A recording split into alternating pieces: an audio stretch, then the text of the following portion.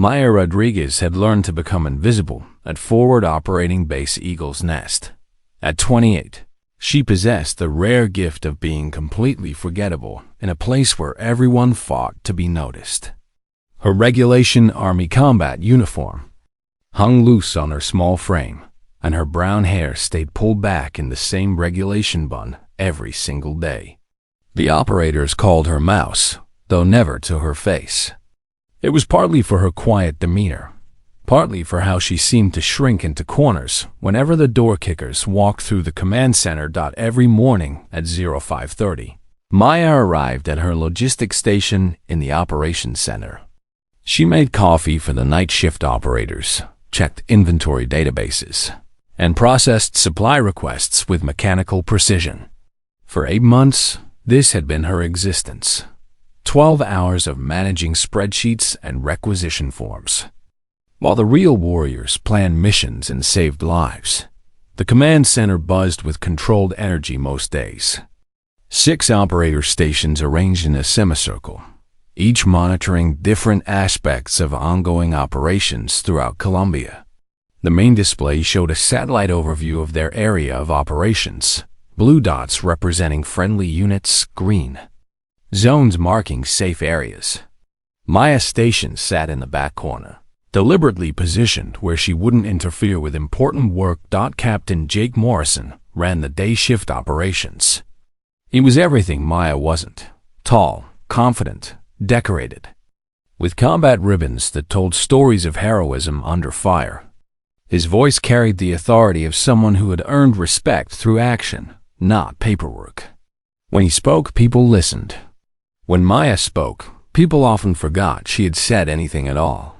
"Rodriguez," Morrison called out during the morning briefing, not bothering to look in her direction.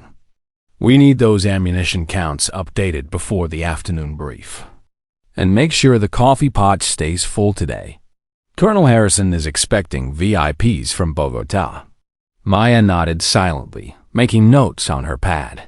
The ammunition discrepancy had been bothering her for weeks. Certain specialized rounds disappearing from inventory without proper documentation. But every time she mentioned it, Morrison dismissed her concerns with a wave of his hand. Sergeant First Class David Porter, Morrison's right-hand man, handled communications and intelligence briefings. He had a habit of treating the logistics personnel like furniture, useful when needed, otherwise invisible. When Maya tried to brief him on supply chain issues that could affect mission readiness, he would nod absently while checking his phone or updating tactical displays. "Mouse is worried about paperwork again," Porter would tell the other operators with a chuckle. "Thinks her spreadsheets are more important than actual operations." The younger operators followed Porter's lead. They were good soldiers, dedicated, professionals, but they had learned that logistics clerks ranked somewhere below the base sanitation crew in the unofficial hierarchy. Maya understood their perspective. In a combat zone, trigger pullers mattered more than paper pushers. But understanding didn't make the daily humiliation any easier to swallow. During the 3rd week of her assignment, Maya had discovered irregularities in the medical supplies inventory. Combat medications were disappearing. Not the basic painkillers and antibiotics that soldiers might pocket for personal use, but specialized compounds used in extreme situations. The kind that required special authorization and careful tracking. She had prepared a detailed report, complete with serial numbers and requisition cross-references. Morrison had taken one look at the folder and set it aside without reading. "Rodriguez, I appreciate your attention to detail, but we've got real problems to worry about. Delta Team is requesting close air support for tomorrow's operation, and the weather forecast looks like hell. Your missing aspirin can wait. Sir, these aren't basic supplies. Some of these compounds are restricted, and are you questioning my priorities, specialist?" The tone in Morrison's voice carried a warning that Maya recognized immediately. She was treading into dangerous territory, questioning a superior officer's judgment in front of his team. In the military hierarchy, That was close to insubordination. No, sir. I'll file the report for your review when convenient. Morrison had smiled, but there was no warmth in it. Good. Remember your place, Rodriguez. You handle supplies, we handle everything else. The report had disappeared into Morrison's inbox, never to be mentioned again. Maya learned to keep her concerns to herself after that incident. When she noticed unauthorized access to the armory's restricted section, she made notes but said nothing. When supply requests came through for equipment that didn't match any approved mission profiles, she processed them without comment. Late at night, alone in the quiet command center during her extended shifts, Maya would sometimes study the tactical displays with professional interest. She understood small unit tactics, knew how to read terrain maps and satellite imagery. But during the day, surrounded by the operators who actually planned and executed missions, she kept that knowledge carefully hidden. The locked drawer in her desk contained more than office supplies. Maya had installed it herself on her first day, claiming she needed secure storage for classified inventories. The lock was military-grade biometric, requiring her thumbprint to open. None of her colleagues had ever asked what she kept inside. Sometimes, late at night when the command center was nearly empty, Maya's hand would drift to that drawer. Her fingers would trace the outline of the lock while she stared at the tactical displays, watching blue dots move through hostile territory. But she never opened it. Not yet. The drawer represented a life she had carefully buried, a person she had agreed to stop being. 3 years of playing dead. 3 years of accepting invisibility as the price of survival. The contents of that drawer were proof that Maya Rodriguez, logistics specialist and forgotten clerk, was not the whole truth, but maintaining that fiction required constant vigilance. Every morning she put on the uniform of mediocrity, adopted the posture of someone who had never held real responsibility or made life-and-death decisions. She spoke when spoken to, stayed in her lane, and let the operators believe they were the only ones in the room who understood warfare. Colonel Thomas Harrison knew better. He was the base commander, a career officer who had spent 30 years learning to read people and situations. Sometimes Maya would catch him watching her during briefings, his expression thoughtful but unreadable. Their eyes would meet for a moment across the command center, and Maya would see recognition there, the kind that came from shared secrets and careful misdirection. Harrison had been present during her assignment to Eagle's Nest 8 months earlier. He had signed the paperwork that created Maya Rodriguez, logistics specialist, without comment or question. But his signature had been accompanied by a slight nod, the kind of acknowledgement that suggested he understood the necessity of maintaining certain fictions. One evening, as Maya prepared to leave after another 14-hour shift, Harrison had approached her station. The command center was nearly empty, just the night crew settling in for their watch. "Everything running smoothly, Rodriguez?" he had asked, his voice casual but his eyes alert. "Yes, sir. All supply levels are within normal parameters." Good. Good. Harrison had paused, seeming to weigh his words carefully. "You know, this base has an interesting history. Built on the site of an old outpost that was abandoned years ago. Sometimes the old foundations prove stronger than anyone expected." Maya had understood the metaphor. Old foundations, carefully preserved, waiting to support whatever structure might be needed in the future. "I imagine those foundations serve their purpose when called upon, sir." "Indeed they do, Rodriguez. Indeed they do." That conversation had taken place 2 months ago. Since then, Harrison had maintained professional distance while ensuring Maya had access to resources and information that technically exceeded her clearance level. Nothing obvious, nothing that would raise questions, but enough to ensure she remained prepared for possibilities that officially didn't exist. The routine continued unchanged for months. Maya processed requisitions, updated inventories, and endured. The casual dismissal of colleagues who saw her as little more than a bureaucratic necessity. She made coffee, filed reports, and watched the tactical displays that showed brave men and women risking their lives in hostile territory. But beneath the surface, Maya Rodriguez was changing. 8 months of playing the mouse had softened her. Edges dulled reflexes that had once been razor-sharp. The comfortable routine of bureaucratic invisibility was seductive in its safety.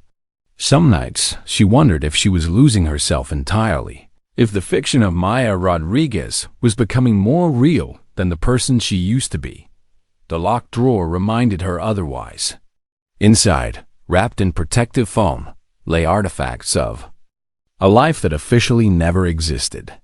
Equipment that bore no serial numbers, photographs of 11 women who had died in a place that wasn't supposed to exist, and a single challenge coin worn smooth from handling. On one side of the coin, a trident. On the other, a viper coiled and ready to strike. Maya would hold that coin during the quiet hours between shifts, feeling its familiar weight in her palm. It was a reminder of promises made and broken, of sisters lost and debts unpaid. But mostly, it was a reminder that some things were worth more than safety, more than the comfortable anonymity of being nobody special. That reminder would prove important sooner than anyone expected. Because in a combat zone, emergencies didn't follow schedules or respect the comfortable routines that made life predictable. And when good people found themselves in impossible situations, someone had to answer the call, even if that someone was supposed to be dead. The storm was building on the horizon, dark clouds promising the kind of weather that grounded aircraft and made satellite communication unreliable. Maya watched the weather reports with professional interest, noting the tactical implications. Bad weather meant limited air support, reduced visibility, increased risk for any units operating in the field.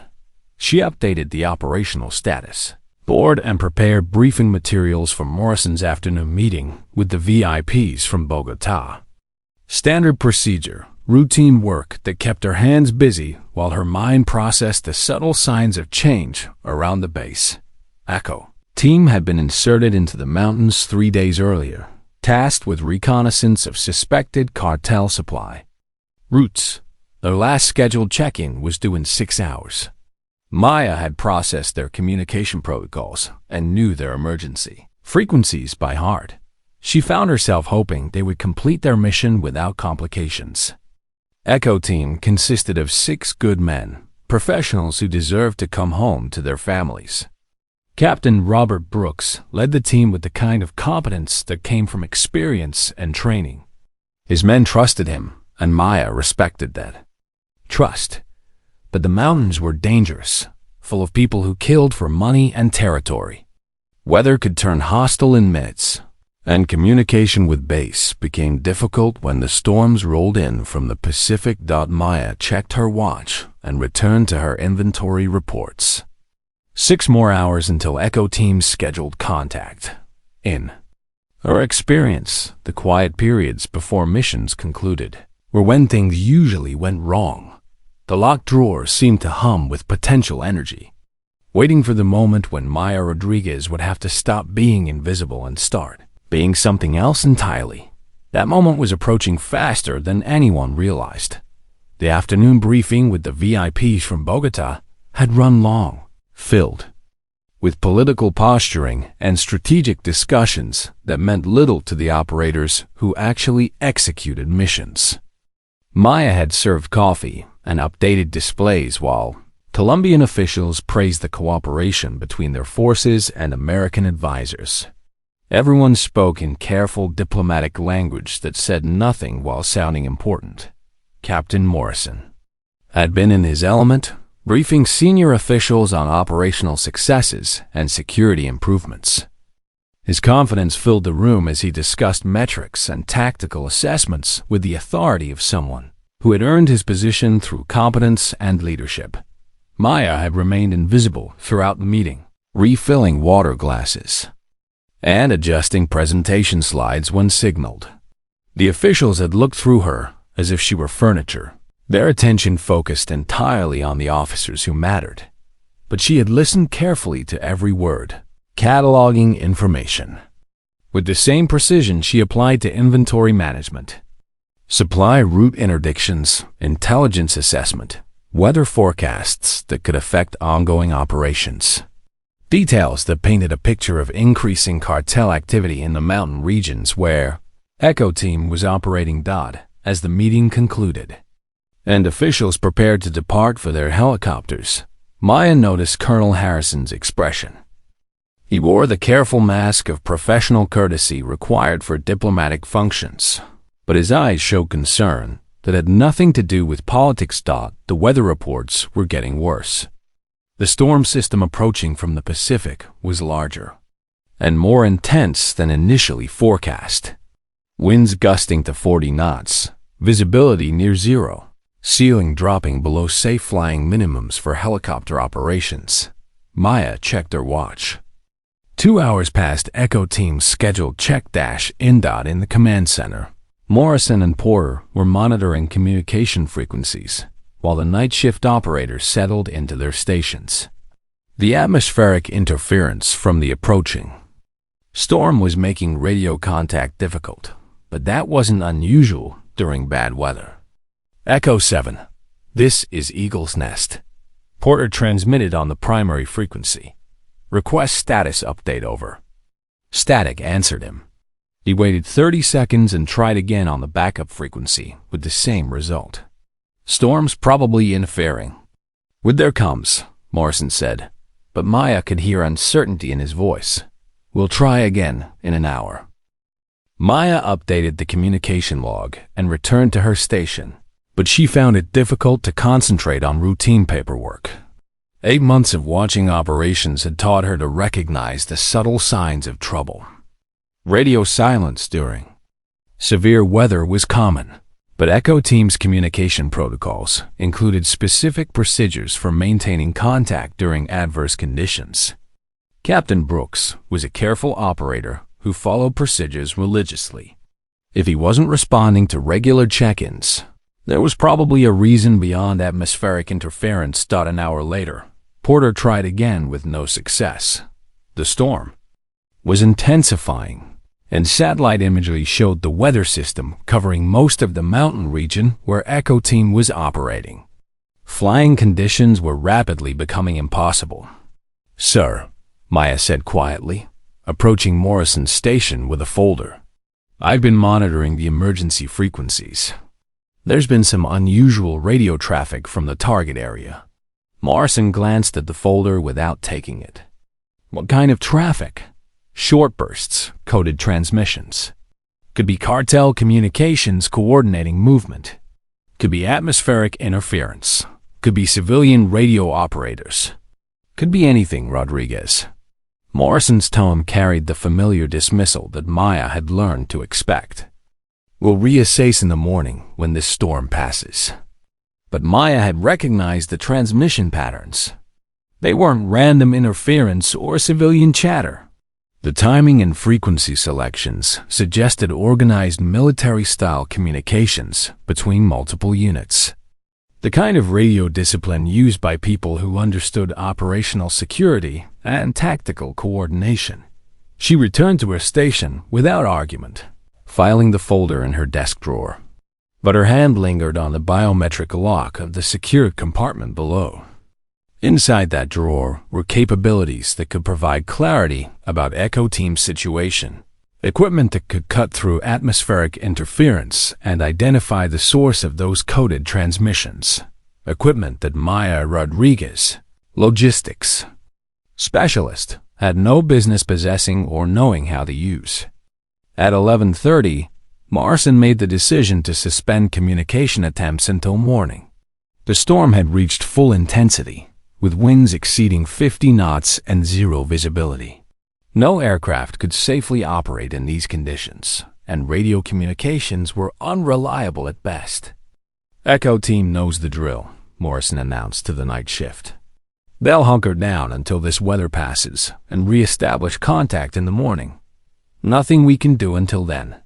Maya watched the tactical display as Morrison and Porter prepared to transfer responsibility to the night crew. Standard procedure called for continued monitoring, but active search and rescue operations would wait for better conditions. She understood the logic. Bad weather killed more soldiers than enemy action, and launching rescue operations during severe storms usually resulted in more people needing rescue.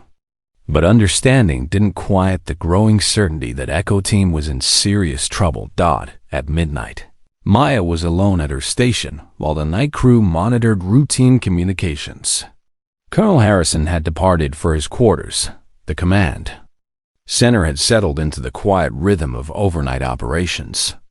This was when Maya did her best work, during the hours when fewer people paid attention to what the quiet logistics clerk was doing. She opened her computer and began accessing systems that technically exceeded her clearance level. Harrison's authorization codes, provided through carefully indirect channels, allowed her to review classified intelligence reports and operational summaries that painted a more detailed picture of cartel activity in Echo Team's area of operations. What she found made her blood run cold. Intelligence reports from the past week described unusual movement patterns among known cartel groups. Multiple organizations were coordinating activities in the mountain region, something that rarely happened unless they had identified a common threat or opportunity. 3 days ago, the same day Echo Team was inserted, intercepted communications had referenced American Special Operations Forces conducting reconnaissance in the area. The cartels hadn't just detected Echo Team's presence. They had been expecting them. Maya cross-referenced the intelligence reports with Echo Team's mission parameters and movement schedule. The correlation was too precise to be coincidental. Somehow, information about the mission had reached hostile forces before Echo Team ever left the base. She stared at the computer screen, processing implications that made her feel sick. Echo Team wasn't just dealing with bad weather and communication difficulties. They had walked into a trap, and now they were surrounded by enemies who had been preparing for their arrival. The storm provided perfect cover for an ambush. No air support, no satellite surveillance, no possibility of rapid reinforcement. If the cartels had planned this operation carefully, Echo Team could be fighting for their lives while their own. Command Center assumed they were simply waiting out bad weather. Maya's hand moved to the locked drawer almost unconsciously. Inside were tools that could provide answers, capabilities that could cut through the uncertainty and reveal exactly what was happening in those mountains. But using those tools would expose skills and knowledge that were supposed to remain buried. She sat in the quiet command center, weighing options that all carried terrible risks. Help Echo Team and reveal her true capabilities, exposing the carefully constructed fiction of Maya Rodriguez. Or maintain her cover and let 6 good men face overwhelming odds without support. The choice should have been simple. But 3 years of careful invisibility, 3 years of safety purchased through anonymity, made the decision more complex than it appeared. Outside, the storm hammered the base with wind and rain. Lightning illuminated the command center in brief, stark flashes that reflected off the tactical displays. On those displays, 6 blue dots remained stationary in the mountains, their status unknown, their fate uncertain. Maya made her decision. The biometric lock recognized her thumbprint with a soft click. Inside the drawer, wrapped in protective foam, lay equipment that had cost more to develop than most people earned in a lifetime. A specialized rifle case, unmarked except for a small etching that looked like a coiled snake. Next to it, folded with military precision, was a ghillie suit modified in ways that no training manual taught. At the bottom of the drawer, 11 photographs looked up at her. 11 women who had died in a place that wasn't supposed to exist, killed by people who had somehow learned they were coming. 11 sisters who had trusted Maya to keep them alive and had paid the ultimate price for that trust. Maya lifted the photographs, studying faces she saw in her dreams every night. Rachel Martinez, the unit's communication specialist, who had joked about retirement plans right up until the building collapsed. Jennifer Walsh, their demolitions expert, who had taught Maya how to make explosive charges from household chemicals. Captain Lisa Thompson, their commanding officer, who had died trying to shield her subordinates from the falling debris. Each photograph was a promise unfulfilled, a debt that could never be truly repaid. But tonight, Maya had a chance to ensure that 6 more families wouldn't receive folded flags and carefully worded explanations. She put the photographs back in the drawer and lifted the rifle case. The weight was familiar, comforting in the way that reliable tools always were. Beside it, the ghillie suit whispered against her fingers, fabric that had been designed to make its wearer invisible in any environment. Maya Rodriguez, the forgotten logistics clerk, began to disappear the moment she touched that equipment. What emerged from the shadows of memory was someone else, entirely. Someone who had spent years learning to kill people from distances that seemed impossible. The storm was about to discover what happened when legends stopped pretending to be dead. Maya moved through the base with purpose, but carefully controlled purpose that drew no attention. At 0200 hours, the night shift was at its most relaxed.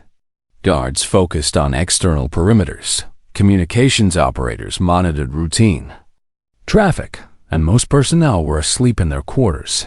She avoided the main corridors, using service passages and maintenance areas that she had memorized during 8 months of deliberate invisibility. The rifle case slung over her shoulder was configured to look like routine equipment, the kind of gear that maintenance personnel might carry for legitimate purposes. The ghillie suit was more problematic. Its bulk and specialized appearance would raise questions if seen, so Maya had broken it down into component pieces distributed across multiple carrying bags. To a casual observer, she appeared to be transporting routine supplies to one of the outlying positions.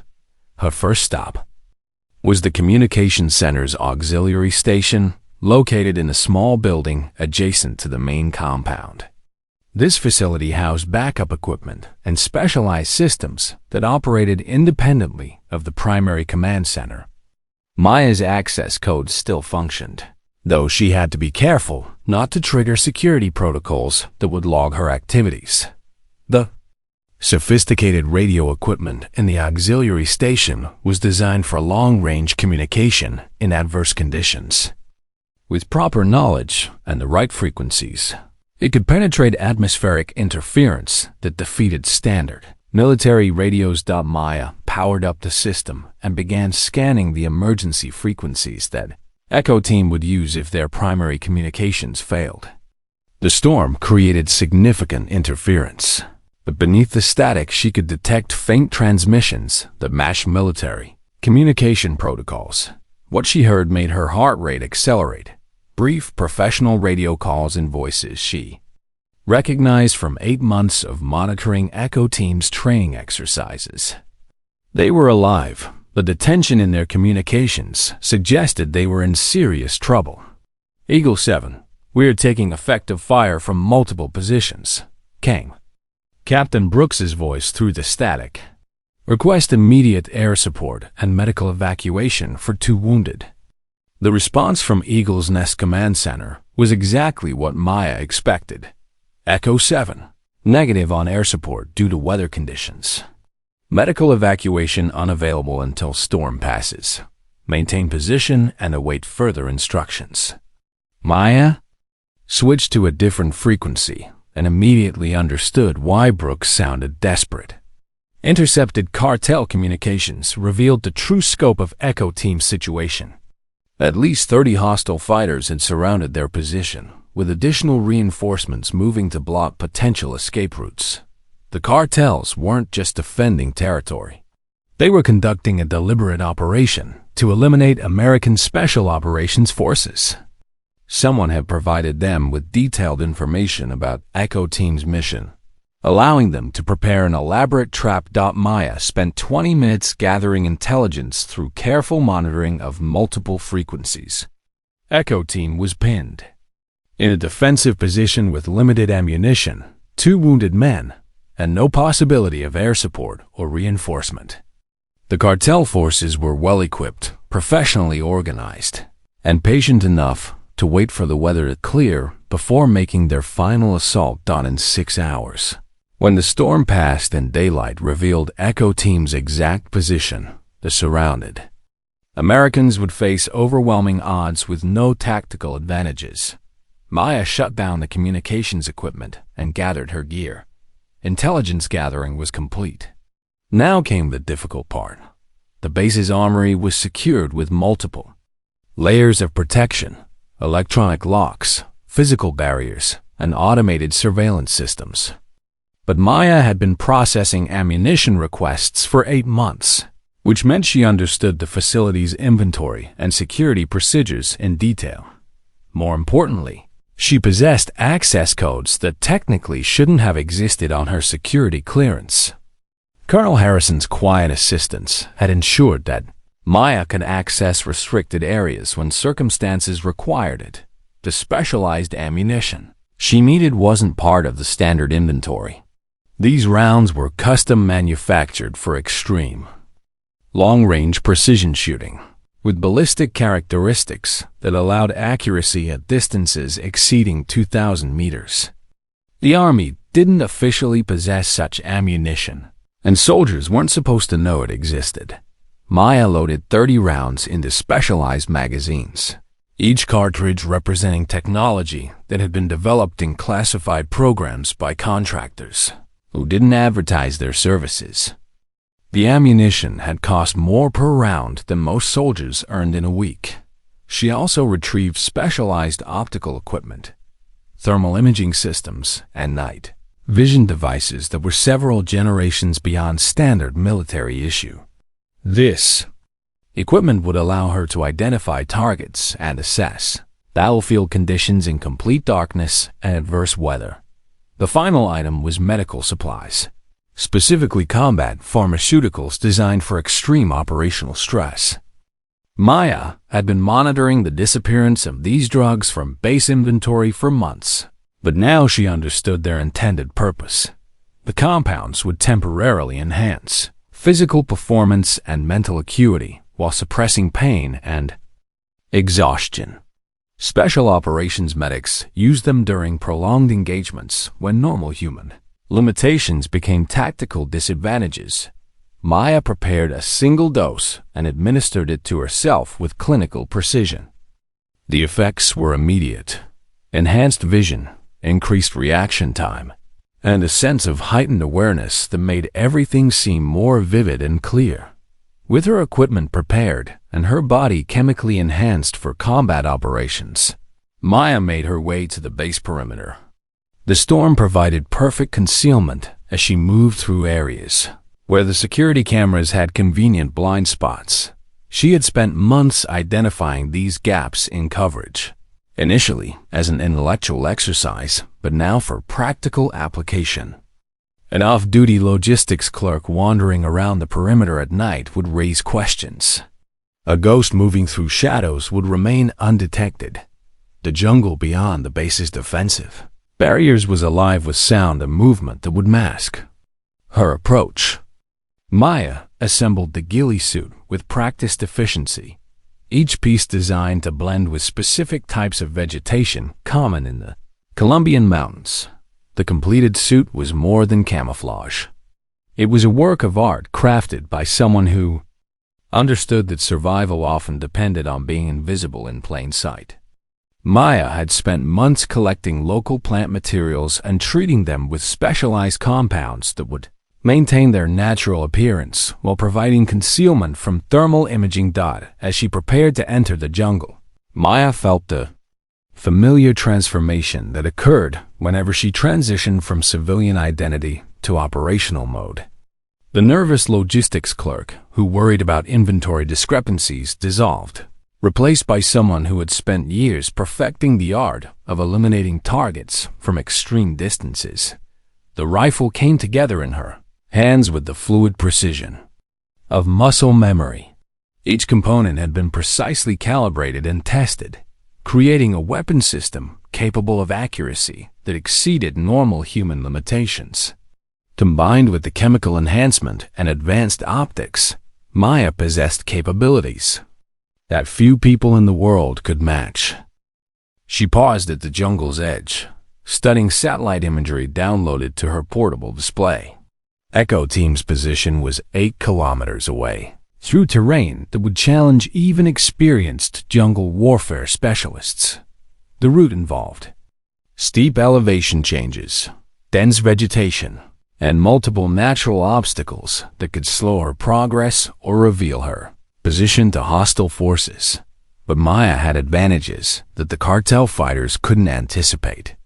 She knew this terrain from months of careful study. She possessed equipment that most military units had never seen, and she carried skills developed through years of the most demanding training available.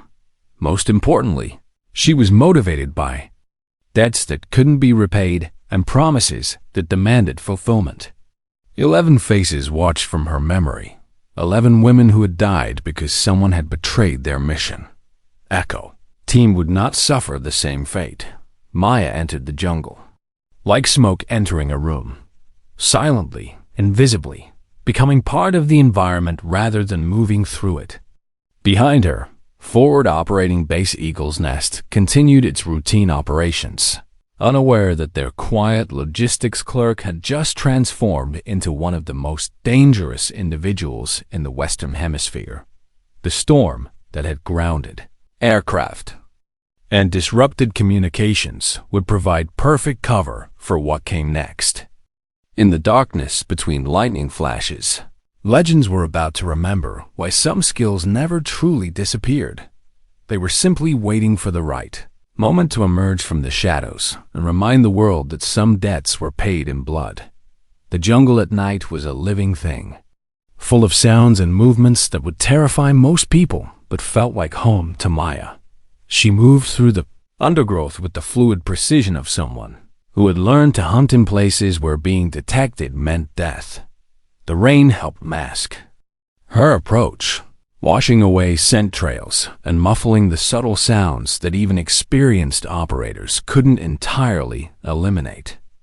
Maya used the weather as camouflage, timing her movements to coincide with thunder and wind gusts that would hide any remaining noise.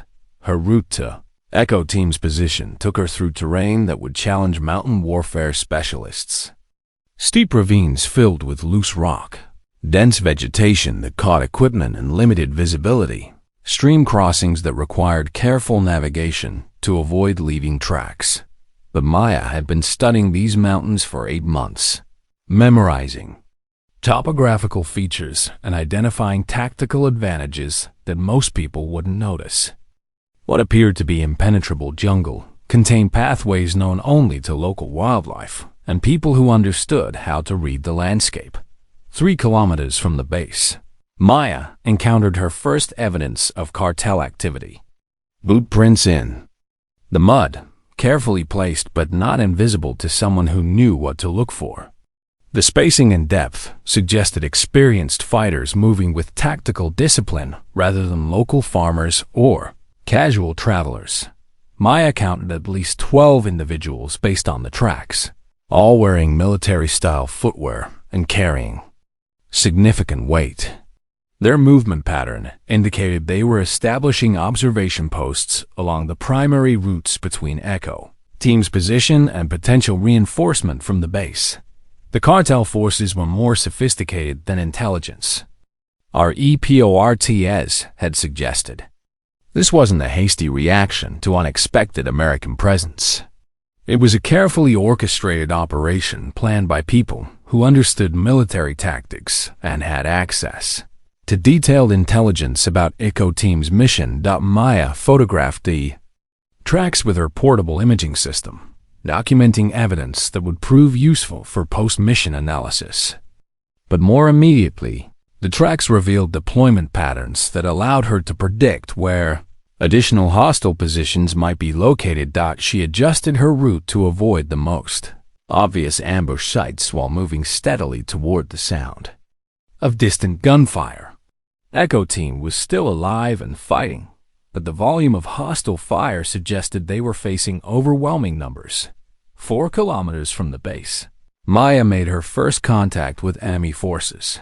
2 cartel fighters occupied a concealed position overlooking a trail that Echo Team might use if they attempted to break out of their current location. The men were professionally equipped with night vision devices and military-grade communications equipment. Maya studied them through her thermal imaging system, noting their positions, weapons, and alert status. They were experienced fighters who maintained proper noise discipline and tactical awareness. Eliminating them would require precision and perfect timing. She spent 15 minutes identifying the optimal firing position, a cluster of fallen trees that provided concealment, while offering clear lines of sight to both targets. The range was approximately 400 meters, complicated by wind and vegetation, but well within her capabilities. Maya assembled her rifle with movements so practiced they were meditation, each component clicking into place with satisfying precision. The advanced optical system came online with a soft hum, thermal imaging revealing the heat signatures of her targets with crystal clarity. The first shot needed to be perfect. Sound would carry despite the storm, and the muzzle flash would reveal her position to anyone watching. She would have seconds to engage the second target before hostile forces began reacting to contact. Maya controlled her breathing, slowing her heart rate and entering the focused state that made extreme accuracy possible. The chemical enhancements sharpened her vision and steadied her hands, while sophisticated ballistic computers calculated wind drift and bullet drop automatically. Her first shot caught the primary target's center mass, the impact spinning him around before he collapsed behind his position. Maya was already transitioning to the second target, who was reaching for his radio to report contact. The second shot arrived before he could transmit, ending his movement permanently. Maya was displacing before the sound of her rifle finished, echoing through the jungle, sliding backward through vegetation that closed behind her like a curtain. She moved 200 meters before stopping to monitor radio frequencies for hostile reaction. The cartel communications nets remained quiet, suggesting that the 2 fighters had been positioned as an isolated observation post without regular check-in requirements. But Maya knew that situation would change rapidly once Echo Team's position was overrun. The cartel forces would establish communication schedules and coordinate their search for any American survivors who might have escaped the ambush. 5 kilometers from the base, the sound of gunfire became constant. Echo Team was engaged in sustained combat with forces attacking from multiple directions. Maya could distinguish the sharp crack of American M4 rifles from the deeper sound of AK-pattern weapons favored by cartel fighters. The ratio of incoming to outgoing fire was not encouraging. Echo Team was conserving ammunition, while hostile forces seemed to have unlimited supplies. Maya found an elevated position that allowed observation of the battle area through her thermal imaging system. What she saw confirmed her worst fears about Echo Team's tactical situation. At least 30 cartel fighters had surrounded the Americans in a natural depression that provided some protection but no avenue for escape. The hostile forces were patient, maintaining pressure while waiting for Echo Team to exhaust their ammunition or attempt a breakout that would expose them to concentrated fire. Echo Team had managed to create a defensive perimeter using fallen logs and natural rock formations, but their position could be observed from higher elevations where cartel snipers were already establishing positions. Maya identified the enemy command element by observing their communications procedures and movement patterns. The cartel leader was a tall man who stayed behind cover while directing his subordinates through hand signals and radio transmissions. More importantly, She spotted the sniper team that posed the greatest immediate threat to Echo Team. 2 men with precision rifles were moving to an elevated position that would allow them to engage the Americans from above, negating the protection provided by their defensive barriers. Maya made her tactical assessment quickly. Echo Team had perhaps 30 minutes before the sniper team reached their optimal position. Once hostile snipers could observe the American position from elevation, the surrounded men would be eliminated systematically. The range to the sniper team was approximately 800 meters through dense vegetation in adverse weather conditions. A challenging shot under ideal circumstances, nearly impossible in current conditions. Maya smiled grimly as she settled into firing position. Nearly impossible was exactly the kind of problem she had been trained to solve. Her rifle spoke twice, in rapid succession. The first round caught the primary sniper as he climbed toward his intended position, spinning him off the rocky ledge where he fell 30 feet to the jungle floor below. The second round found his spotter before the man could react to his partner's death. Maya was already moving, knowing that her muzzle flashes had revealed her general location to every cartel fighter in the area.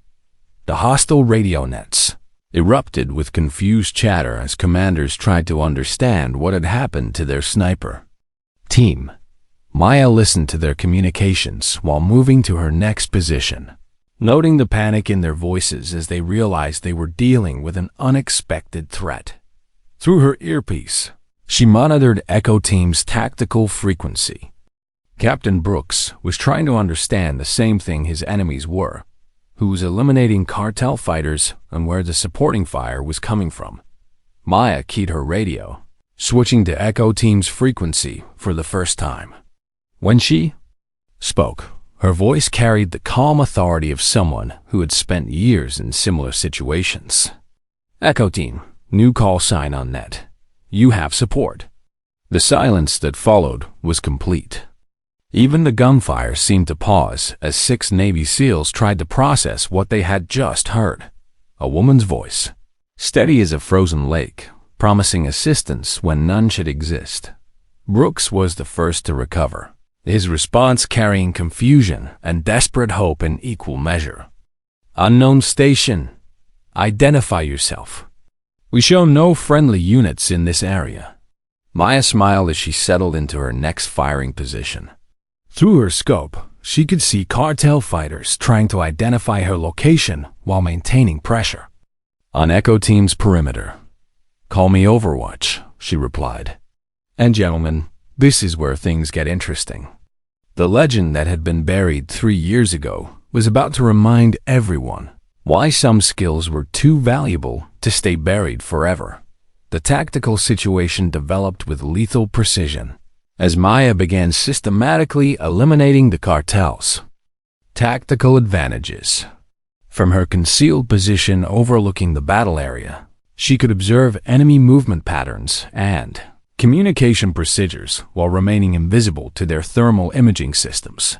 Her modified ghillie suit incorporated advanced materials that dissipated heat signatures while blending perfectly with the local vegetation. Combined with her intimate knowledge of the terrain, Maya had become a ghost that could strike without warning from any direction. Overwatch, we have wounded and limited ammunition, Captain Brooks transmitted, his voice tight with controlled desperation. We can't hold this position much longer. Maya studied the battlefield through her thermal scope, counting heat signatures and analyzing the enemy's deployment. The cartel fighters had excellent discipline, but discipline created patterns, and patterns could be exploited. Understood, Echo 7. I count 28 hostiles in your immediate area. Stay low and maintain your current position. This is about to get very loud. Through her scope, Maya identified the cartel's command element. 3 men clustered around a radio position approximately 600 meters from Echo Team's location. The leader was easy to spot. He stayed in cover while directing others forward, his radio antenna extending above his position like a target marker. Maya's first shot caught the radio operator in the chest. spinning him backward as his equipment scattered across the muddy ground. The command group scattered instantly, but Maya was already transitioning to her second target. The assistant commander made it 3 steps before her second round found him. The cartel leader dove behind a fallen tree, screaming orders that his men could no longer hear clearly without their primary communications hub. Command element neutralized, Maya reported calmly. They're losing coordination. Prepare to move on my mark. The cartel forces were beginning to panic. Without clear communication from their leadership, individual fighters started making tactical errors. Some broke cover to look for threats. Others fired blindly into the jungle, revealing their positions through muzzle flashes. Maya punished every mistake with surgical precision. Her shots came from different angles, creating the illusion that Echo Team had been reinforced by multiple snipers. The psychological effect was devastating. Cartel fighters began retreating from positions they had held confidently just minutes earlier. Jesus Christ, Lieutenant Carter's voice came over the radio, filled with awe. Who the hell is this person? Maya was already moving to her next position, sliding through undergrowth like water through rocks. The rain continued to provide acoustic camouflage while washing away any evidence of her passage. Someone who's going to get you home, she replied. Echo 7. There's a secondary force approaching from the southeast. 12 contacts, moving in tactical formation.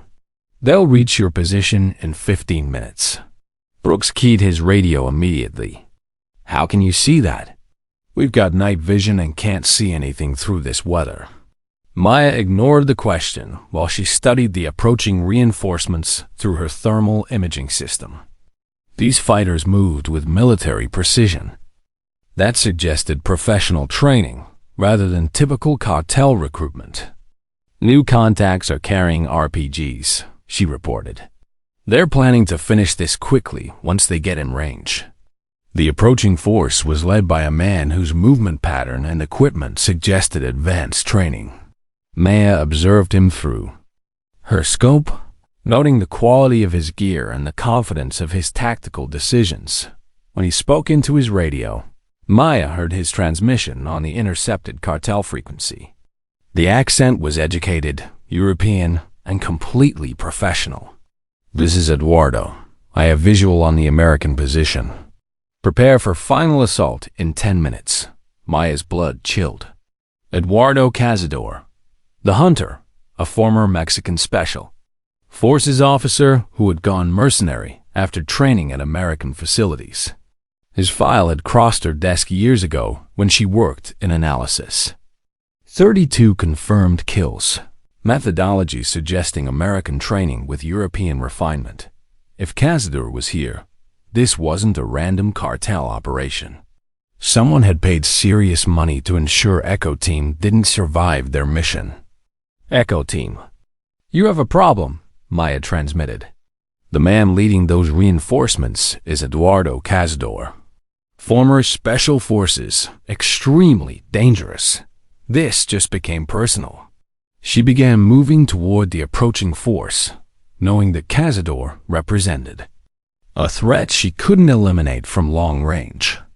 He was too experienced, too careful, and too skilled to fall for the tactics that had worked on his subordinates. Maya reached an elevated position that allowed her to observe Cazador's approach. Through her scope, she watched him deploy his men with textbook precision, establishing overlapping fields of fire and coordinated assault positions. But professional competence worked both ways. Maya understood his tactics because she had learned them from the same instructors who had trained American Special Operations Forces. Eduardo, she said, keying her radio to his frequency. I know you're listening. The response came immediately, spoken in accented English with genuine curiosity. Ah, a woman. How interesting. Tell me, Senorita, where did you learn to shoot? That was beautiful work on my radio operator. Finishing school. Very comprehensive curriculum. Cazador's laugh. was rich and genuine. Indeed, I think perhaps we attended similar institutions. Tell me, do they still teach the Mozambique drill at Benning? Or did you learn that somewhere more exclusive? Maya felt her jaw tighten. He was fishing for information, but fishing in dangerous waters. Her training had occurred at facilities that didn't appear on any official maps. They teach a lot of things at a lot of places, she replied carefully. Most of my classmates didn't graduate. Fascinating. Perhaps we could discuss our educational backgrounds over coffee when this is finished. Sorry, Eduardo. I already have dinner plans. Maya lined up her shot, but Cazador was already moving. He understood that engaging in radio banter with an unknown sniper was tactically dangerous, but he was using the conversation to triangulate her position based on radio signal strength. Smart man. Too smart to let live if he threatened Echo Team. Her shot missed by inches as Cazador rolled behind a boulder. He was fast, experienced, and now fully alert to her presence. The easy targets were gone. From this point forward, every engagement would be a duel between professionals. Very good, Cazador transmitted, his voice carrying genuine appreciation. But you revealed your position with that shot. Now I know where you are. Maya was already moving, but she heard the distinctive crack of a precision rifle from Cazador's position. His bullet struck exactly where she had been firing from, arriving barely 2 seconds after she had displaced. Professional indeed. Echo Team. Maya called on their frequency while sliding down a muddy slope toward better cover. New plan. When I give the word, break out to the north. There's a trail that leads to higher ground. I'll keep the reinforcements busy. Overwatch, we're not leaving without knowing who you are, Brooks replied firmly. American forces don't abandon their own. Maya felt a warm feeling she hadn't experienced in 3 years. The absolute trust that existed between professionals who risk their lives for each other. I appreciate that, Captain. But right now, your mission is to get your men home alive. My mission is to make sure that happens. She found a position that allowed her to observe both Echo Team's location and Cazador's approaching force. The Mexican mercenary had deployed his men in a classic lull-shaped ambush formation, with himself positioned as the apex sniper who could engage targets from either direction. Maya counted the range. 400 meters to Cazador's position, with clear lines of sight blocked by vegetation and terrain features. A difficult shot under ideal conditions. Nearly impossible in current weather. Nearly impossible had been the story of her career. She began her breathing sequence, slowing her heart rate while the chemical enhancement sharpened her focus to laser intensity. Through her scope, she could see Cazador's heat signature behind his boulder, patient and professional as he waited for her to make a mistake. Maya smiled grimly. She was about to show him what happened when patience met precision. Her shot didn't target Cazador directly. Instead, Maya put her bullet through the boulder itself, using a specialized armor-piercing round that could penetrate most natural stone formations. The bullet emerged from the far side of the boulder with enough velocity remaining to catch Cazador in the shoulder, spinning him away from his rifle as he cursed in Spanish. Impossible shot, he transmitted, his voice tight with pain and professional admiration. That should not have worked. A lot of things shouldn't work, Maya replied, already repositioning for a follow-up shot. But sometimes impossible is just another word for inevitable. Cazador was wounded, but not eliminated, and his remaining men were closing on Echo Team's position. Maya had perhaps 5 minutes to end this engagement before the surrounded Americans faced overwhelming odds. Time to remind everyone why the Viper unit had been considered the most dangerous women in the world. Maya moved through the jungle like death itself, using every advantage the terrain provided while stalking Cazador's remaining forces. The wounded mercenary had fallen back to a more defensive position, But his men continued advancing toward Echo Team's location with professional discipline. She could hear Cazador coordinating his assault over the radio, his voice strained from his shoulder wound but still maintaining tactical control. Advance by teams, overlapping cover. The sniper is single operator, very skilled, but still only one person. Maya keyed her radio to his frequency one final time. Eduardo, last professional courtesy. Walk away now and live to fight another day. His response carried grudging respect mixed with determination. I appreciate the offer, but you know how this works. They paid me $5 million American to ensure these SEALs don't go home.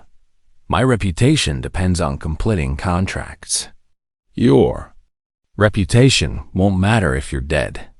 True, but consider this, there are 50 more men moving up from the valley. Even you can't stop them all. Maya checked her tactical display and confirmed his claim. Multiple heat signatures were approaching from the south, moving in disciplined formation with heavy weapons. A full platoon with professional equipment and training. Echo Team had perhaps 10 minutes before the new force arrived in assault position. Echo 7, Maya transmitted.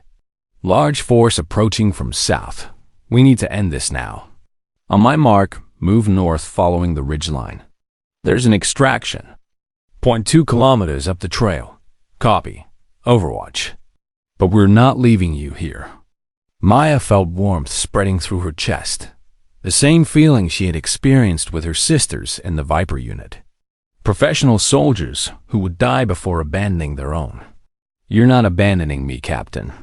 You're giving me room to work. She identified Cazador's new position through thermal imaging and began calculating the most difficult shot of her career. The range was now 800 meters through dense vegetation in a crosswind that gusted unpredictably. But Maya had advantages that Cazador couldn't anticipate. The chemical enhancement had sharpened her reflexes beyond normal human limitations, and her rifle system incorporated ballistic computers that calculated atmospheric conditions in real time. More importantly, she was motivated by 11 ghosts who demanded justice and 6 living men who deserved to see their families again. Maya settled into her final firing position, a cluster of rocks that provided stability while offering concealment from multiple angles. Through her scope, she could see Cazador directing his men forward while maintaining careful discipline about exposure. He was good, professional, experienced, and smart enough to use cover effectively. But he had made one critical error in his tactical assessment. He assumed he was hunting a normal sniper. Maya's first shot didn't target Cazador or any of his men. Instead, she put a round through the radio antenna of their primary communications hub, severing their ability to coordinate with the approaching reinforcements. Her second shot eliminated the RPG team that posed the greatest threat to Echo Teams. Movement. The specialized round detonated their ammunition, creating a fireball that illuminated the jungle and temporarily blinded anyone using night vision equipment. In the chaos that followed, Maya became the weapon her instructors had spent years creating. She fired from multiple positions with inhuman speed and precision, creating the illusion that Echo Team had been reinforced by an entire sniper section. Cazador's men began falling back, their disciplined advance dissolving into confused retreat. As they realized they were being systematically eliminated by an opponent they couldn't locate or engage effectively. Mother of God, Cazador whispered over his radio. Who are you? Maya keyed her transmit button while transitioning to her final position. When she spoke, her voice carried the authority of someone who had spent years in the darkest places of the world. Once upon a time, they called me Viper. The silence that followed was profound. Even the jungle seemed to hold its breath as the implications of that name registered. When Cazador spoke again, his voice had lost all its professional confidence. No, Viper died in Afghanistan 3 years ago. The entire unit was eliminated. Reports of my death have been greatly exaggerated. Maya found Cazador in her thermal scope, wounded and isolated as his remaining men retreated toward the valley. He was trying to reach his rifle with his uninjured arm, but the shoulder wound had limited his mobility. Professional to professional, she gave him the courtesy of a clean shot. Cazador's body fell backward against the boulder, and it failed to protect him, his rifle clattering into the mud below. Maya held her position for 30 seconds, scanning for additional threats before keying her radio. Echo team, area is clear. Move now to the extraction point. Copy. Overwatch. Outstanding work. When we get home, drinks are on us. Maya smiled as she began collecting her equipment. I'll hold you to that, Captain. She monitored Echo teams' movement while displacing from her position, ensuring their route to the extraction point remained clear of hostile forces. The approaching reinforcements had lost communication with their leadership and were falling back to defensive positions rather than continuing their assault mission. Accomplished as Maya moved through the jungle toward the base. She felt the familiar emptiness that followed successful operations. The chemical enhancement was wearing off, leaving her exhausted and emotionally drained. But beneath the fatigue was something she hadn't felt in 3 years. The satisfaction of using her skills to protect people who deserve protection. Maya Rodriguez, the invisible logistics clerk, had spent 8 months hiding from purpose and meaning. Viper had never forgotten why she existed. By dawn, Echo team had reached their extraction point and been recovered by helicopters launched as soon as the weather cleared. Maya had returned to the base before sunrise. Her equipment secured and her cover identity restored. When Captain Morrison arrived for his morning briefing, he found Maya at her usual station, typing supply requisitions and updating inventory databases. She looked tired, as if she had worked through the night on paperwork, but otherwise unremarkable. Hell of a night, Morrison commented, pouring coffee from the pot Maya had prepared. Echo team ran into some trouble, but managed to fight their way out. Damn good thing the storm kept the cartels from coordinating effectively. Yes, sir, Maya replied without looking up from her computer. Very fortunate. Morrison studied the tactical reports while Maya continued her routine work. According to the official record, Echo team had engaged hostile forces and successfully withdrawn after inflicting heavy casualties on cartel fighters who had attempted an ambush. There was no mention of supporting fires from an unknown sniper. No reference to precision elimination of enemy leadership and heavy weapons. The after-action reports described a conventional firefight that Echo team had won through superior training and tactical discipline. Professional soldiers who owed their lives to a ghost they couldn't acknowledge. That afternoon, Colonel Harrison stopped by Maya's desk during a quiet period in the operations center. "The Echo team had quite an adventure last night," he said casually, his voice pitched low enough that nearby personnel couldn't overhear. "So I understand, sir. I'm glad they made it home safely." Harrison nodded thoughtfully. "Funny thing about the cartel casualties. Very precise shooting, according to the Colombian forces who investigated the scene. The kind of marksmanship that suggests advanced training. Colombia has excellent special forces, sir. Perhaps they provided support that wasn't included in our reports. Perhaps." Harrison paused, seeming to weigh his words carefully. "Rodriguez, I've been thinking about your career development. There might be opportunities for someone with your administrative skills. Positions that would allow you to use your full potential." Maya looked up from her keyboard, meeting Harrison's eyes for the first time in months. In that look was understanding, respect, and the acknowledgement of capabilities that officially didn't exist. "I appreciate that, sir. But I'm quite comfortable in logistics. It's quiet work that suits my personality." Harrison smiled slightly. "Of course. But if circumstances change, if the mission requirements evolve, remember that some skills are too valuable to remain unused indefinitely. He walked away, leaving Maya alone with her inventory reports and the locked drawer that contained proof of who she really was. That evening, as Maya prepared to leave for her quarters, she received an encrypted message on her personal communication device. The sender was identified only as Echo 7. The message was brief. Overwatch, we owe you everything. Professional soldiers never forget their debts. If you ever need anything, anywhere, anytime, we'll be there. Semper Fi, Captain. Brooks. Maya deleted the message and powered down her device. Outside, the Colombian night was peaceful, filled with the sounds of insects and distant music from the base recreation facility. She walked toward her quarters, past the fence line where she had entered the jungle 12 hours earlier. In the darkness beyond the perimeter lights, the jungle waited with infinite patience and ancient secrets. Some legends were buried by necessity, hidden for reasons that served larger purposes than individual recognition.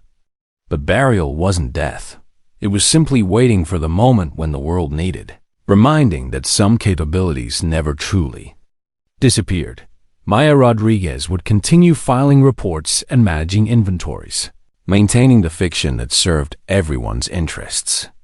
But somewhere in the mountains, cartel fighters would whisper stories about shadows that killed without warning and ghosts that protected American soldiers.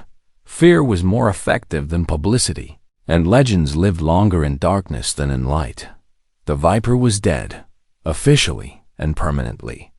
The ghosts had their own rules about life and death, and some promises could only be kept from the shadows, where truth was too dangerous for public consumption. Maya reached her quarters and prepared for sleep, knowing that tomorrow would bring another day of routine invisibility and comfortable anonymity. But her dreams would be filled with 11 faces that smiled with approval and 6 voices that whispered thanks. Across thousands of miles, some victories were measured in official recognition and public praise. Others were measured in the lives saved by people who would never be acknowledged, never be thanked, and never be forgotten by those who mattered most. As Maya drifted off to sleep, her hand unconsciously moved to the challenge coin on her nightstand. 11 stars for 11 sisters, and 1 viper coiled around them all. The legend would endure, waiting patiently for the next call from the darkness. 3 weeks after Echo Team's successful extraction, Maya had settled back into her routine of invisible competence. Supply requisitions, inventory management, and coffee preparation filled her days with the comfortable predictability that came from being nobody special. But the comfortable routine carried an undercurrent of tension that hadn't existed before. Maya found herself hyper-aware of conversations that stopped when she approached, glances that lingered a fraction too long, and questions about her whereabouts during the night. Echo Team had encountered unusual support. Captain Morrison had been asking subtle questions about base personnel and their activities during the storm. His inquiries were framed as routine security reviews, but Maya recognized the pattern of someone trying to identify capabilities that didn't match official records. Rodriguez, Morrison called during the morning briefing, his tone carrying casual authority. I need you to prepare a comprehensive report on ammunition expenditures over the past month. Include all specialized rounds, training allocations, and any discrepancies in inventory records. Maya nodded professionally while her mind raced through implications. A detailed ammunition audit would reveal the specialized rounds she had requisitioned for her night operation. Rounds that couldn't be explained through normal logistics procedures. Yes, sir. Complete inventory analysis, including serial number. Tracking? Exactly. I want to understand our supply chain efficiency and identify any areas where procedures might be improved. Maya spent the day preparing a report that satisfied Morrison's requirements while carefully obscuring her unauthorized requisitions. The specialized ammunition she had used was technically part of testing allocations for experimental weapon systems. Paperwork could be adjusted to reflect legitimate research purposes, but she understood that Morrison's questions represented more than administrative curiosity. Someone was investigating the events surrounding Echo Team's mission, and that investigation was getting closer to uncomfortable truths. The following week brought a visit from CIA personnel who were officially conducting routine security assessments of forward operating bases. Maya recognized the type immediately: intelligence officers who specialized in internal security and personnel investigations. Agent David Thompson led the three-person team that spent 2 days interviewing base personnel about security procedures, access controls, and personnel reliability. Maya's interview was scheduled for Thursday afternoon, during the quiet period when most operations staff were focused on evening mission briefings. Thompson was young, probably late 20s, with the kind of face that had never known real hardship. His questions were professional but probing, designed to elicit information about activities that might not appear in official records. Specialist Rodriguez, your personnel file indicates extensive experience in logistics and supply management. How long have you been stationed at Eagle's Nest? 8 months, sir. I was assigned here following completion of advanced logistics training at Fort Lee. Interesting background. Your training records show some unusual courses: advanced communications, tactical medicine, weapons familiarization beyond standard requirements. Can you explain the reasoning behind that specialized education? Maya had prepared for this question, understanding that her official training records would raise flags for anyone conducting detailed personnel investigations. I requested additional training to better support special operations requirements. Sir, logistics personnel need to understand the equipment and procedures used by the units we support. Thompson made notes while maintaining eye contact, a technique designed to increase psychological pressure during interviews. Of course, very commendable initiative. Tell me about your activities during the night of the 15th. The storm that grounded aircraft and disrupted communications. I worked extended hours updating supply databases and preparing reports for the morning brief, sir. The weather made it difficult to sleep, so I used the time productively. Anyone who can verify your whereabouts during that period? Maya hesitated for exactly the right amount of time, long enough to suggest she was thinking carefully, not long enough to appear evasive. Colonel Harrison stopped by my station around midnight to check on operations status. The night shift communications operator would have seen me at my desk during routine interactions. All true statements that created the impression of continuous presence in the command center without explicitly claiming she had never left her station. Thompson closed his notebook and smiled with practiced friendliness. Thank you for your cooperation, Specialist Rodriguez. Just routine questions to ensure we maintain proper security standards. But Maya recognized the look in his eyes, the satisfaction of someone who believed they had identified an interesting subject for further investigation. That evening, Maya received an encrypted communication through channels that officially didn't exist. The message was brief and unsigned. Package requires relocation. Suggest immediate administrative transfer to alternative location. Current environment becoming unstable. Colonel Harrison was warning her that the CIA investigation was focusing on personnel who might possess capabilities not reflected in their official records.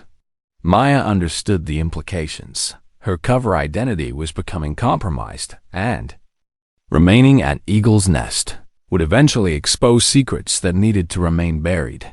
But leaving would mean abandoning the men who might need her protection in the future. Echo Team continued operating in hostile territory, facing cartels that now understood American Special Operations Forces were active in their area. Other units would follow, conducting missions that carried the same risks Echo Team had faced. Maya spent the night considering options that all carried significant risks. She could request transfer to another assignment, preserving her cover identity, but removing herself from a position where her capabilities could protect people who deserve protection.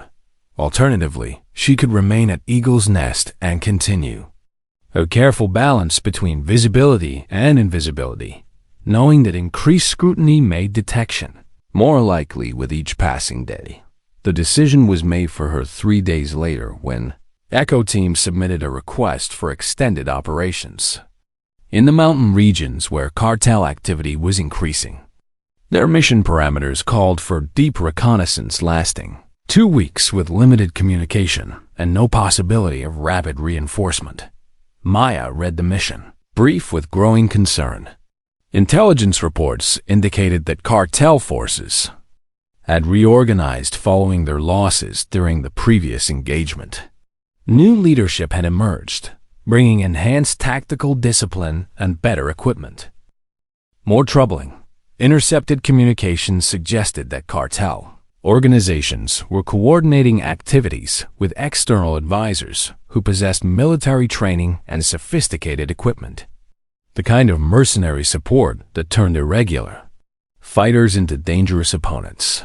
Echo Team would be operating in territory controlled by people who understood their capabilities and had been preparing countermeasures specifically designed to neutralize American Special Operations Forces.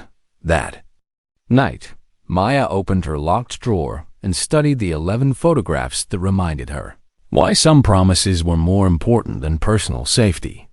11 women who had died because someone had betrayed their mission to people who specialized in killing American soldiers. She couldn't prevent what had happened to her sisters, but she could ensure that Echo Team didn't suffer the same fate. Maya prepared a message for Colonel Harrison using encrypted communication protocols that would leave no official record of their conversation. Request permission to conduct extended inventory assessment of forward supply caches in mountain regions. Duration approximately 2 weeks. Minimal radio contact required for operational security. Harrison's response arrived within an hour. Permission granted. Suggest comprehensive evaluation of all logistics requirements in operational areas. Extended absence from base duties approved. Maya smiled grimly as she began preparing equipment for another journey into the shadows. Harrison understood exactly what she was requesting. Permission to provide overwatch for Echo Team's mission while maintaining the fiction that she was conducting routine logistics work. The next morning, Maya submitted routine paperwork for her temporary assignment and began loading supplies into a vehicle that would transport her to the forward areas where Echo Team would be operating. Agent Thompson appeared at the motor pool as Maya finished her preparations, his expression suggesting professional curiosity about her sudden travel plans. Specialist Rodriguez, I understand you're deploying to conduct supply assessments. Unusual timing, given our ongoing security review. Maya secured her equipment without visible concern, though her mind was calculating the implications of Thompson's presence. Yes, sir. Colonel Harrison approved the mission to ensure our forward logistics capabilities remain adequate for operational requirements. Of course. Just curious about the specific locations you'll be visiting for security coordination purposes. Maya handed Thompson a clipboard containing her official itinerary, a carefully planned route that would take her to legitimate supply cache locations while providing cover for activities that couldn't appear in any official record. Standard inspection schedule, sir. Forward cache Alpha through Delta, then assessment of potential new sites based on evolving operational requirements. Thompson reviewed the paperwork with the attention of someone who understood that official documents could conceal as much as they revealed. Very thorough. How long do you expect to be in the field? 2 weeks maximum, sir. Weather and transportation dependent. Maya started her vehicle and prepared to depart, but Thompson stepped closer to her window. When he spoke, his voice carried implications that went beyond casual conversation. Be careful out there, Rodriguez. The mountains can be dangerous for people who aren't properly prepared for the challenges they might encounter. Maya met his eyes directly, understanding that they were no longer discussing routine logistics missions. Thompson suspected her true capabilities, and his warning carried threats that extended beyond concerns for her personal safety. I appreciate your concern, sir. I've been properly trained for the challenges I'm likely to face. She drove away from Eagle's Nest, knowing that her return would bring complications that could no longer be avoided through careful invisibility. The CIA investigation would continue during her absence, and Thompson would use the time to build a case for personnel actions that would end her ability to operate from the shadows. But those were problems for the future. Today, Echo Team was moving into territory where they would face enemies who had learned from their previous encounter with American forces. Professional killers who understood special operations tactics and possessed equipment designed to neutralize the advantages that usually kept small units alive in hostile territory. Maya drove toward the mountains, where legends were born and heroes died, carrying equipment that officially didn't exist to protect men who deserved to come home to their families. Some battles were fought in daylight with official recognition and public support. Others were fought in darkness by people who chose duty over safety, mission over comfort, and purpose over personal considerations. The Viper was going hunting again, and this time the prey would be ready. The mountain facility that served as base. Maya's operational base was a remnant from previous conflicts, abandoned by Colombian forces, but maintained by American logistics personnel for contingency operations. Located 40 kilometers from the nearest road, the small compound provided secure storage for specialized equipment, while offering tactical advantages for someone who needed to operate without official oversight. Maya had spent 3 years carefully preparing this location, stockpiling resources and establishing communication capabilities that functioned independently of normal military channels.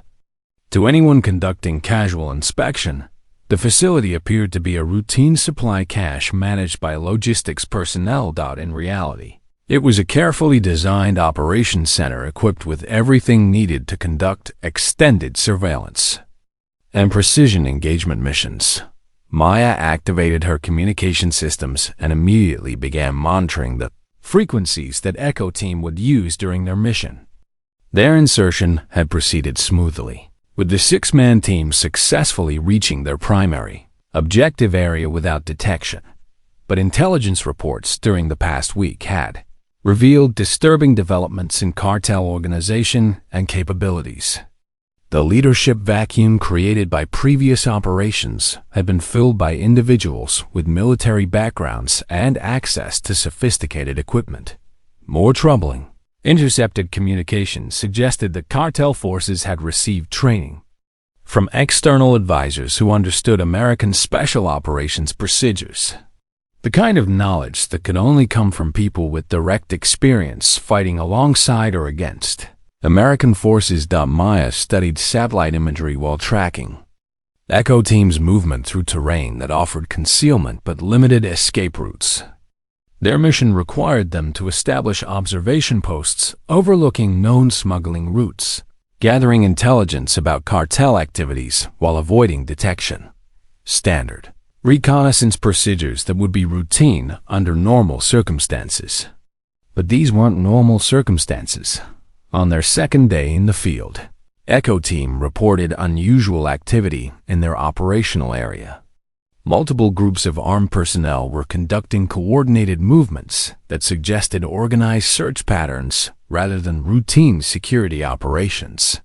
Eagle's Nest, this is Echo 7. Captain Brooks transmitted during his scheduled communication window. We're observing increased activity in our sector. Recommend we adjust position to maintain concealment. Maya monitored the transmission while studying thermal imagery from her portable surveillance system. What Echo Team couldn't see from their ground-level positions was the true scope of the operation. developing around them. At least 60 armed personnel were converging on the valley where Echo Team was operating. Their movement patterns indicated professional military training and sophisticated coordination. This wasn't a random security sweep. It was a deliberate operation designed to locate and eliminate American forces. Maya keyed her radio to Echo Team's frequency, using communication protocols that would identify her as authorized support personnel. Echo 7, Overwatch is monitoring your situation. You have multiple hostile elements converging on your position. Recommend immediate displacement to alternate location. Brooks responded immediately, his voice carrying the tension of someone who understood the implications of unexpected support appearing on their operational frequency. Overwatch, identify yourself and explain how you're monitoring our situation. Maya smiled grimly as she began collecting her equipment. Some conversations were better conducted face-to-face, especially when those conversations involved acknowledgement of capabilities that officially didn't exist. Captain, suggest you focus on immediate tactical concerns. Detailed explanations can wait until we're all safely home. She monitored Echo Team's movement while preparing to deploy from her mountain facility. The hostile forces were tightening their search pattern with precision that suggested they had detailed intelligence about American operational procedures. Someone had provided the cartels with information about Echo Team's mission parameters, insertion timeline, and likely objective areas. This wasn't opportunistic detection. It was a carefully planned ambush. Maya reached Echo Team's approximate location after 6 hours of movement through terrain that would challenge experienced mountain warfare specialists. Her approach was concealed by weather conditions that limited visibility while providing acoustic camouflage for her movement. She established Overwatch from an elevated position that allowed observation of both Echo Team's location and the hostile forces moving to surround them. What she observed confirmed her worst fears about the tactical situation. The cartel forces weren't just searching for Echo Team. They had already identified their location and were establishing positions for a coordinated assault. Professional deployment, overlapping fields of fire, and equipment that included heavy weapons capable of defeating standard military body armor. Maya keyed her radio to Echo Team's frequency while settling into firing position. Echo 7, you are surrounded by approximately 60 hostiles with heavy weapons. They know your exact location. Break contact immediately and move to grid reference. I'm transmitting. Brooks replied with the controlled tension of someone who understood their situation had become desperate. Copy. Overwatch. Moving now. But we're going to need support to break through their perimeter. Maya began engaging targets with the methodical precision that had made her the most feared sniper in American special operations. Her first shots eliminated the heavy weapons teams that posed the greatest threat to Echo Team's movement. The cartel forces reacted immediately, but their response revealed training that surprised Maya with its sophistication. Instead of panicking or firing blindly, they executed tactical procedures designed to counter sniper attacks. Smoke grenades created concealment, while assault teams maneuvered to flank her position. Radio communications remained disciplined despite casualties, with leaders directing their subordinates through contact procedures that matched American military doctrine. These weren't typical cartel fighters. They had received training from people who understood how to fight American Special Operations Forces. Maya displaced from her initial position as incoming fire began impacting around her location. The hostile forces had identified her general area faster than should have been possible, suggesting they possessed thermal imaging equipment capable of detecting her heat signature despite her camouflage. Echo 7. Continue movement to extraction point. She transmitted while engaging targets from her secondary position. Overwatch will maintain pressure on hostile forces. But maintaining pressure was becoming increasingly difficult as the Cartel forces adapted to her tactics. They were using coordinated movement and suppressing fire to limit her engagement opportunities, while maneuvering elements attempted to close with her position. Maya found herself fighting the kind of battle she had hoped to avoid, a direct engagement against numerically superior forces who possessed equivalent training and equipment. The kind of fight where survival depended more on luck than skill. Through her scope, she identified the hostile commander directing the assault against her position. A tall man with European features who moved with confidence that suggested extensive military experience. When he spoke into his radio, Maya heard his transmission on the intercepted frequency. The accent was educated, professional, and completely familiar. All units, continue assault on sniper position. The Americans are attempting to break contact. Do not allow them to escape. Maya's blood chilled as recognition hit her like a physical blow. Colonel Viktor Petrov, former Russian Spetsnaz, officially dead after operations in Syria, but apparently very much alive, and working for people who paid well for his expertise. If Petrov was leading this operation, Echo Team wasn't facing random cartel forces. They were confronting a professional military unit equipped and trained specifically to eliminate American Special Operations personnel. Maya keyed her radio to Echo Team's frequency while engaging Petrov's assault elements. Echo 7, you're facing Russian military advisors with specialized anti-SOF training. This is a deliberate ambush designed to eliminate American forces. Break contact immediately and continue to extraction point. Brooks responded with understanding that carried grim implications. Copy, Overwatch. We suspected this wasn't random. What about your situation? Maya counted at least 20 hostiles maneuvering to surround her position while Petrov coordinated their assaults through professional radio procedures. Her ammunition was running low, and the chemical enhancement she had used was wearing off, leaving her physically and mentally exhausted. I'll be fine, Captain. Just get your people home. But Maya knew that her situation was rapidly becoming untenable. Petrov's forces were too numerous, too well-trained, and too well-equipped for her to defeat through conventional engagement. Time for unconventional solutions. Maya accessed the secure communication system in her backpack and transmitted a message that would activate protocols established 3 years earlier. Emergency authentication codes that would trigger immediate response from assets positioned throughout the region. Within minutes, her radio crackled with incoming transmissions from call signs that officially didn't exist. Viper, this is Ghost 6. We have your emergency beacon. Multiple assets responding to your location. Ada, 15 minutes. Maya smiled grimly as she continued engaging Petrov's forces. The emergency protocols were activating resources that had been positioned throughout the region for exactly this type of situation. Other survivors from classified operations, former special operations personnel who had been given new identities and quiet assignments. People who understood that some debts could only be repaid in blood. Go 6. I have 6 friendlies moving to extraction point north of my position. Ensure they reach safety before engaging hostile forces. Copy, Viper. Friendlies are priority. We'll handle cleanup after they're clear. Maya held her position for another 10 minutes, engaging targets with precision that kept Petrov's forces pinned down while Echo Team completed their movement to the extraction point. Her ammunition was nearly exhausted, and incoming fire was getting closer as the hostile forces adapted to her tactics.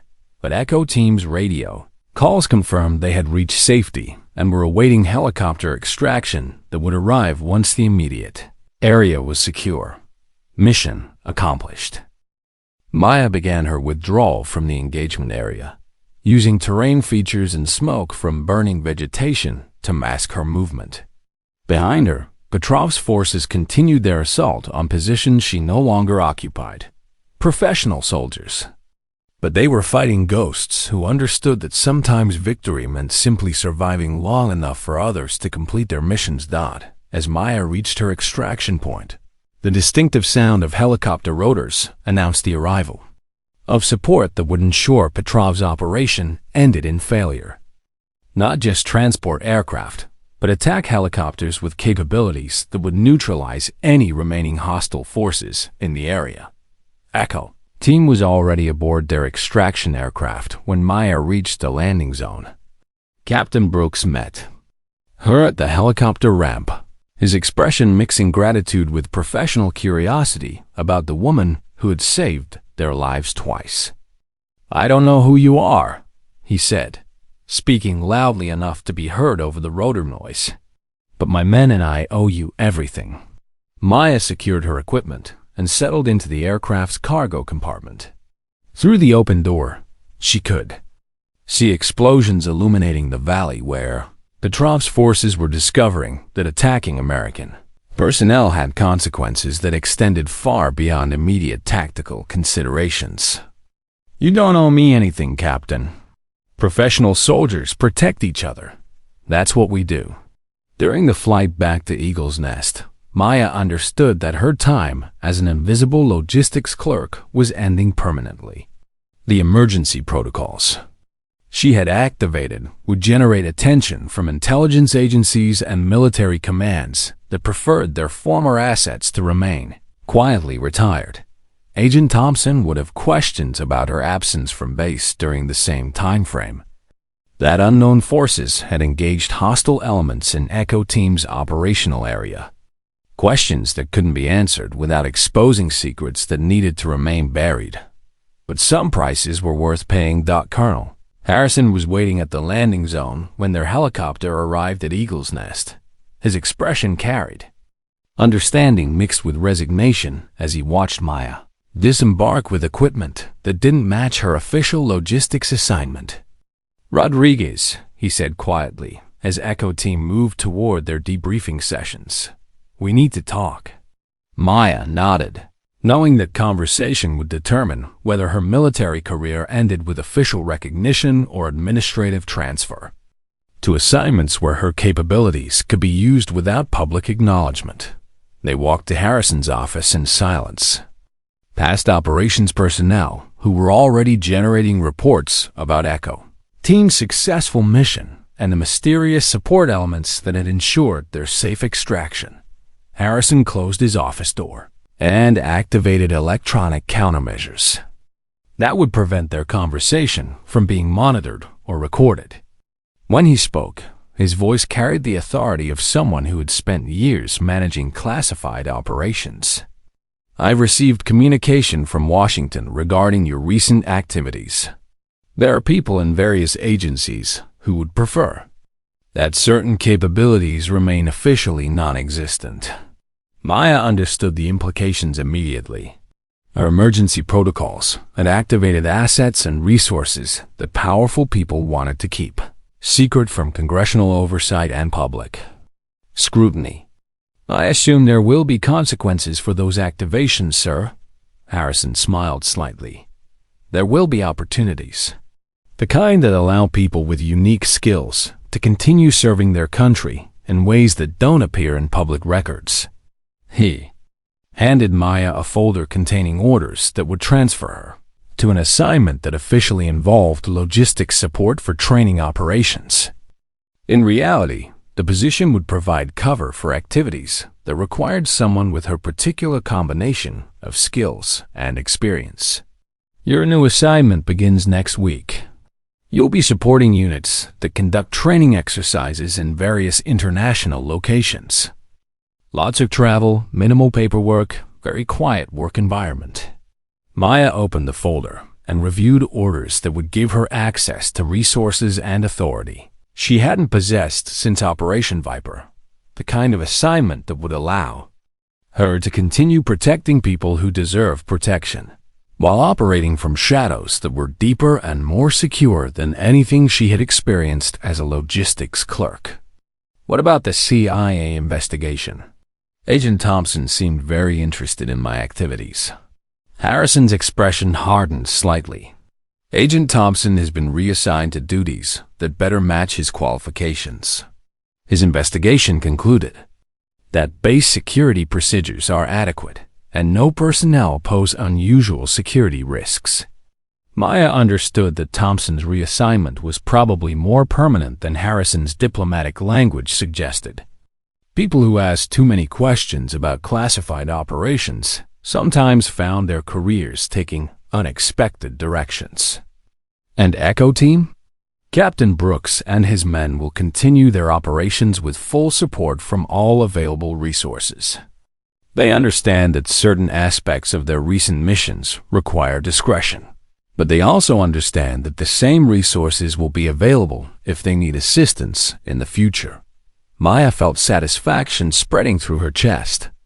Echo Team would continue serving their country with the knowledge that someone was watching over them from the shadows.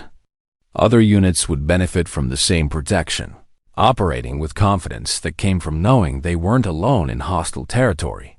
When do I report to my new assignment? Tomorrow morning. Transportation has been arranged, and your new identity documents are in the folder. Maya Rodriguez will be transferred to routine logistics duties at a stateside facility. The person who reports to your new assignment will have a different name and background. Maya smiled as she reviewed the documents that would create her third identity in as many years. Each transformation had moved her closer to assignments that matched her capabilities while providing deeper cover for operations. That required complete deniability. Any final instructions, sir? Harrison stood and extended his hand in a gesture that carried respect earned through shared secrets and mutual trust. Take care of our people, Rodriguez. Or whatever name you'll be using next week. There are more Echo Teams out there, more good soldiers who deserve to come home to their families. Maya shook his hand, understanding that she was receiving orders. That would guide the rest of her career. Protect the people who protected others, operate from shadows that were deep enough to hide legends, and ensure that America's enemies learned to fear the ghosts who watched over American soldiers. Yes, sir. That's exactly what I plan to do. That evening, Maya packed her personal belongings and prepared for departure from Forward Operating Base Eagle's Nest. 8 months of routine invisibility were ending, but the lessons learned during that time would serve her well in assignments that offered more challenging opportunities. She opened her locked drawer one final time, collecting the photographs and equipment that represented her true identity. 11 faces smiled up at her from their protective frames. 11 sisters who had died serving their country in places that didn't exist. Their sacrifice had created the ghost, who now protected living soldiers from enemies who would never understand what they were truly fighting against. Maya Rodriguez would disappear into administrative records and routine assignments, forgotten by everyone except the people whose lives she had saved. But legends lived forever in the stories that professional soldiers told each other during quiet moments between operations. Stories about shadows that killed without warning, ghosts that protected American forces, and the mysterious sniper who answered when no one else could help. The Viper was dead, officially and permanently. But from her grave had emerged something even more dangerous. A guardian angel with a sniper rifle who watched over America's finest from positions that couldn't be detected or attacked. Some legends were born in daylight with public recognition and official acknowledgement. Others were born in darkness by people who chose service over recognition, duty over comfort, and mission over personal safety. As Maya prepared to leave Eagle's Nest for assignments that would take her to conflicts around the world, she carried with her the satisfaction of knowing that good people would sleep safely because someone was watching over them from the shadows. The war never ended. It just moved to different places with different enemies who made the same mistake of thinking they could harm American soldiers without consequences. They would learn otherwise, one precise shot at a time, delivered by ghosts who refused to let Legends died that the mountain facility where Maya had established her operational base would remain active, maintained by personnel who understood its true purpose. Other facilities like it existed in locations around the world, staffed by people who had officially died years ago, but continued serving their country through missions that couldn't be acknowledged. A network of ghosts who ensured that American forces were never truly alone in hostile territory, never without support when facing overwhelming odds, and never forgotten when they made the ultimate sacrifice for freedom. Maya drove away from Eagle's Nest as the sun set behind the Colombian mountains, carrying equipment that didn't exist to assignments that wouldn't appear in any official records. Behind her, the base continued its routine operations, unaware that their quiet logistics clerk had been one of the most dangerous people in the Western Hemisphere, but Echo Team knew. And Captain Brooks would ensure that other units learned what every professional soldier needed to understand: that some angels carried sniper rifles, some legends never died, and some debts could only be repaid by people who chose to remain. In the shadows where heroes were born and enemies learned to fear the darkness, the Viper lived on, protecting the protectors and ensuring that America's enemies would never sleep safely while American soldiers were in harm's way. Some stories ended with recognition and glory. Others ended with quiet satisfaction and the knowledge that purpose had been served. Duty had been fulfilled, and the mission would continue long after individual legends had passed into memory. Maya smiled as she drove toward her next assignment, knowing that somewhere in the mountains behind her, 11 ghosts were finally at peace, their sacrifice honored by a sister who had chosen to spend her life ensuring that their death had meaning. The legend would endure, whispered in the darkness by soldiers who understood that some protection came from sources that couldn't be explained, acknowledged, or thanked, but it could be trusted, always and forever, to answer when good people needed help and no one else could provide it. The ghost in the ghillie suit was heading home, ready for the next mission, the next crisis, the next chance to prove that legends never truly die. They just wait in the shadows for their next opportunity to serve. If you enjoyed this story, don't forget to hit the subscribe button and become a part of our Everyday Life Stories community. Where are you watching from? Drop a comment below. We love hearing from our amazing viewers around the world.